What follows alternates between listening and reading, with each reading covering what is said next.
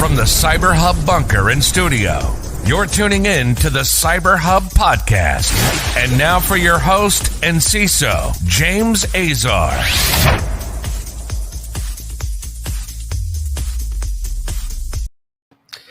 Happy St. Patrick's Day, everyone. It's Wednesday, March 17th, 2021. Welcome to today's program. I'm your host, James Azar. Thanks so much for tuning in to today's show. A very, very special one indeed. Today's St. Patrick's Day. A very, very busy day. Just about 5 hours ago, we did the other side of cyber. Later today, we're going to have the CISO Conversation webinar series on securing the supply chain. The sign-up link is in the description. You can sign up now. We've got about 4 hours remaining before we will be closing registration and sending out the link for it. You can also check it out at the CyberHub podcast page on LinkedIn, and the link to join will be there as well if you sign up for the event. Furthermore, later today, the Tech Town Square at 8 p.m. with my good buddy Eddie. So you'll want to tune in to that as well. If you're tuning in, we're live on Facebook, LinkedIn, and YouTube. Make sure to comment, subscribe, and share today's podcast with your friends, family, and colleagues. We've got a lot of stories to talk about today. Today's show is brought to you by our friends over at Wistic, who later today will be joining me on our webinar. Make sure to tune in and check it out. You don't want to miss today's webinar. I promise you, it's going to be phenomenal.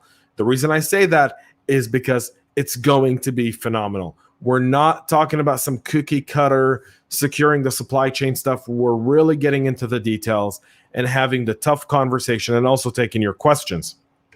If you missed yesterday's CISO Talk episode with Jeff Belknap, the CISO over at LinkedIn, you don't want to miss it. Go to the CISO Talk podcast, subscribe there, and check out the episode, or go to our YouTube page, CyberHub Podcast, and check out the latest CISO Talk episode. It's a phenomenal episode. Jeff is a hoot, and we talked about how easy life as cybersecurity practitioners really is, folks. So now, without further ado, let's get into today's episodes. But before we do that, our ceremonial coffee sip for St. Patrick's Day. I know I should be drinking something green, but I can't. I'll be wearing green later today on the webinar. So if you want to see me break the black, you got to sign up for the webinar. Until then, folks, cheers. Here's to my double espresso, and here's to whatever you're drinking. Happy St. Patty's Day, folks. All right, awesome. Let's get right into what's happening today. I clapped. I know I shouldn't have, but I'm excited. All right. So here's what we've got going on. FBI issues a warning of the PYSA ransomware attacks that are targeting educational institutions in the US and the UK. The alert issued yesterday by the FBI is warning about an increase in PYSA ransomware attacks on educational institutions in the US and the UK. According to the FBI, PYSA is launched by an unidentified cyber actor against higher education K-12 schools and seminaries in a dozen U.S. states as well as the UK.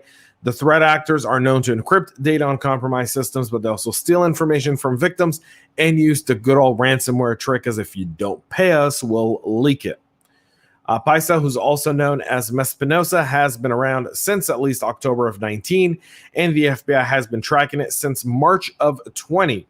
PYSA ransomware attacks have been observed against government organizations, educational institutions, the healthcare sector, and private businesses. They often use phishing and RDP attacks for initial access to targeted networks, and then use tools such as Advanced Port IP Scanner, PowerShell Empire, Mimecast, and Kodiak to gain further access into the network. Once exfiltrating potentially valuable files from the victim's network, this often includes employment records and financial information. The criminals start encrypting files on Windows and Linux devices. The FBI alerts contains some technical information on these attacks, as well as indicators of compromise. The agency has advised organizations not to pay up, but noted that it understands that when a victim are faced with the inability to function, all options are evaluated to protect shareholders, employees, and customers alike. Victims of PYSA ransomware attacks should notify the FBI. Again, if you're in the education sector, this is significant. You should be very aware of it. Check out the FBI for the IOCs. And these guys are not an easy group to deal with, that's for sure. In our second story today, a new botnet is targeting network security devices with critical exploits. The authors of the new botnet are targeting connected devices on critical level vulnerabilities, some of them that impact network security devices. They're exploiting old and recent bugs in here with a list of 2 critical severity vulnerabilities exploited in the attacks are from the operator of the Mirai-based botnet, or CVE 2021-27561 and CVE 2021-27562, affecting the Yalink device management. You can see here the list of the various vulnerabilities that this botnet has taken advantage of, including the SonicWall SSL VPN remote command, the D-Link DNS 320 firewall remote code execution vulnerability, the Yalink device that we just covered, the Micro Focus Operation Bridge Reporter affecting version 10.40, the Netis WF 2419er wireless router remote code execution vulnerability, Netgear, and several others. One key aspect is you can see here that there is a ton of information on exactly how they operate and propagate the botnet malware. One way is to ensure that if you're using any of these devices, get them patched and then just initiate a clean of the system, meaning if you have an incident response team, just send them in to do a little bit of phishing based on the IOCs to see if there's anything lingering over. We move to a story over SolarWinds, where now Mimecast has confirmed that some of their source code has been stolen. So email security company Mimecast has essentially confirmed today that a state-sponsored SolarWinds hackers who breached their network earlier today downloaded a limited number of repositories. The breach to Mimecast's networks, which used the Sunburst backdoor, a malware distributed by SolarWinds hackers to about 18,000 SolarWinds customers.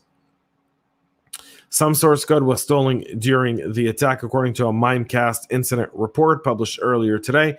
The threat actor also accessed a subset of email addresses and other contact information, as well as encrypted and or hashed salted credentials, which is really critical because Mimecast is asking anyone who is a customer who may be affected by this to change their passcodes and hashed information immediately.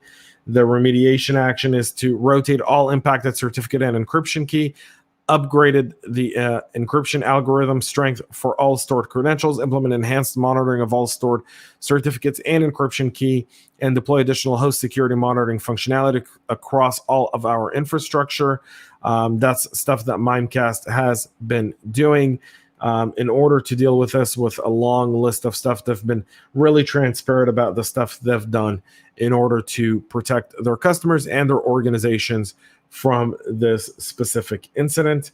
And they've decommissioned SolarWinds Orion and replaced it with an alternative NetFlow monitoring system. I think many of us did that, and SolarWinds is going to have some repair to do on that aspect. They rotated all Mimecast employee system and admin credentials, expanded hardware based 2-factor authentication for employee access to production systems, and completely replaced all compromised servers. Again, Mimecast being very transparent here, so a job well done by those folks. Where credit is due, I call it the Microsoft protocol, where Microsoft essentially started the trend of clear and public disclosure of everything, and we're now seeing more and more companies adapt it, and well done. Our next story comes to us courtesy of our friends over at Dark Reading, where a Chinese APT is targeting telcos in a 5G-related cyber-espionage campaign. Telemetry suggested the threat actors behind Operation Danexon is Mustang Panda, according to McAfee. The actor is targeting telecom companies in the US, Europe, and Southeast Asia in what appears to be a campaign designed to steal data pertaining to 5G technology.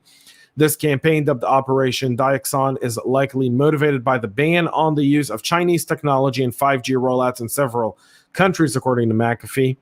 The threat actor behind the campaign is using methods associated with Mustang Panda, a group that several security vendors previously have identified as working for the Chinese government.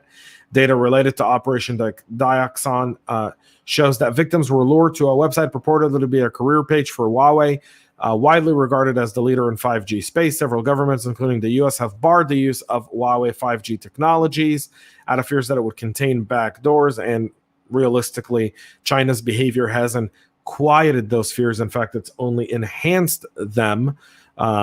they're not a fair player and not one that can be trusted in this aspect. So we can't give them the satisfaction of the doubt. We do have to distrust anything coming out of China at this point.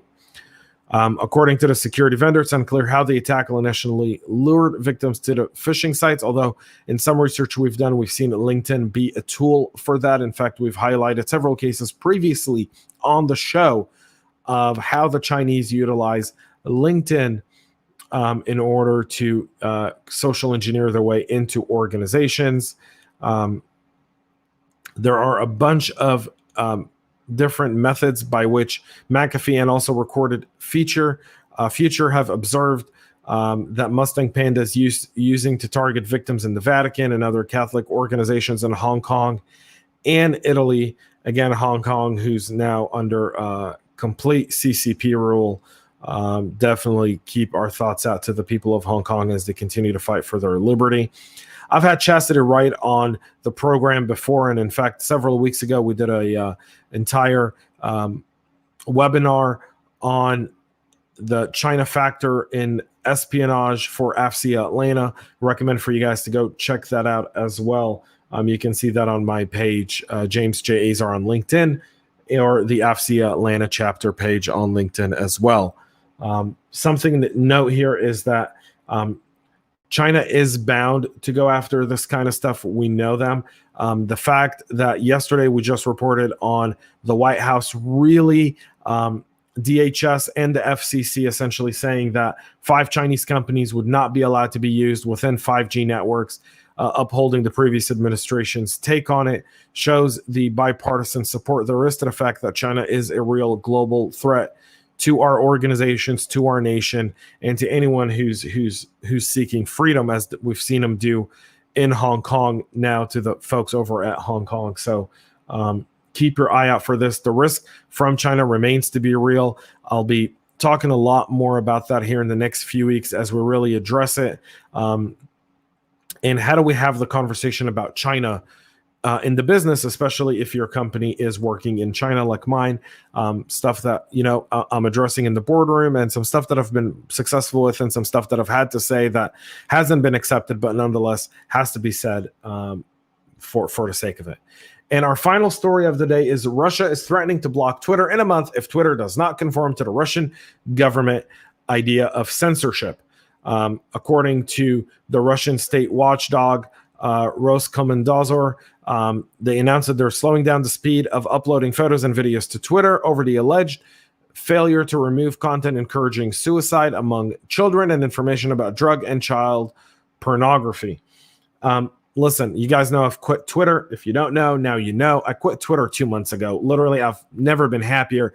But this is just there's a lot of protests going on in Russia right now against Putin, and the arrest of anytime Putin has a challenger that's more popular, that person either ends up dead or in jail, and this guy has been thrown in jail. And so there's been a bunch of protest stuff that's been done on Twitter, and they're trying to suppress it and trying to suppress the media giant from there, which, in a way you want to have freedom of speech. And again, the funny thing is, this is a very, very interesting conundrum, because we do want to ensure that people have the ability to communicate, especially against tyranny. And the folks over at Russia are trying to do that and trying to derive change. They've had a president longer than some of us have been alive. So it's the same guy. So with that being said, it'll be interesting to see how Twitter deals with this, and we'll be monitoring it just for the sake of precedent to see what they do in this scenario. That's it for our practitioner brief today, folks. Again, it's 3 p.m. Eastern today, the webinar on securing the supply chain. You can go to our you can see the sign up link right here below in the description of the episode. If you're watching us on Facebook, LinkedIn, and YouTube, if you're listening to your favorite podcast listening platform, the link is in the show notes. Click it, register. You don't want to miss it. Chris Roberts, Gray Meyer, Greaves, and Nick Sorensen and myself will be talking about the business, practical, and attacker side of securing the supply chain, and how do we create transparency and real partnerships within it. So make sure to register for that. Until then, folks, thanks so much for watching. Thanks so much for tuning in. Tomorrow, we'll be back to wrap up this week. Until then, folks, stay healthy and stay cyber safe. Happy St. Paddy's Day. We love feedback, so make sure to connect with us on social media and subscribe to our podcast on your favorite podcast listening platform.